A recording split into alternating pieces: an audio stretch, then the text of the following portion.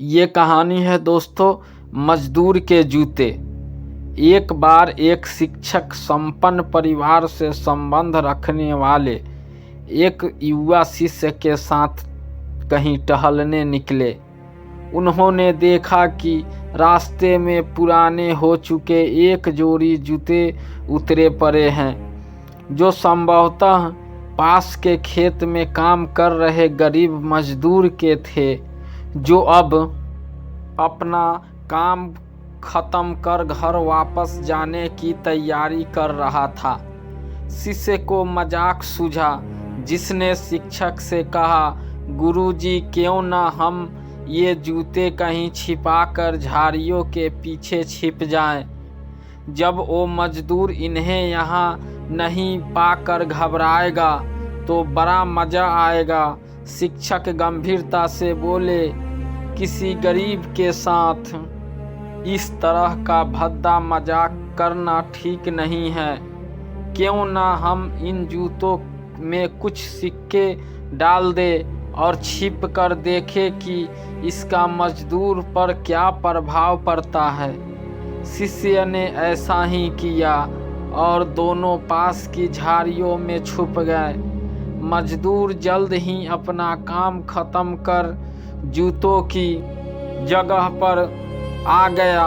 उसने जैसे ही एक पैर जूते में डाले, उसे किसी कठोर चीज का आभास हुआ। उसने जल्दी से जूते हाथ में लिए और देखा कि अंदर कुछ सिक्के पड़े थे। उसे बड़ा आश्चर्य हुआ और वो सिक्के हाथ में लेकर बड़े गौर से उन्हें पलट पलट कर देखने लगा। फिर उसने इधर उधर देखने लगा। दूर दूर तक कोई नज़र नहीं आया तो उसने सिक्के अपनी जेब में डाल लिए। अब उसने दूसरा जूता उठाया, उसमें भी सिक्के पड़े थे। मजदूर भाव विभोर हो गया, उसकी आंखें में आंसू आ गए। उसने हाथ जोड़ ऊपर देखते हुए कहा, हे भगवान, समय पर प्राप्त इस सहायता के लिए उस अनजान सहायक का लाख लाख धन्यवाद। उसकी सहायता और दयालुता के कारण आज मेरी बीमार पत्नी को दवा और भूखे बच्चों को रोटी मिल सकेगी। मजदूर की बातें सुन शिष्य की आंख भर आई।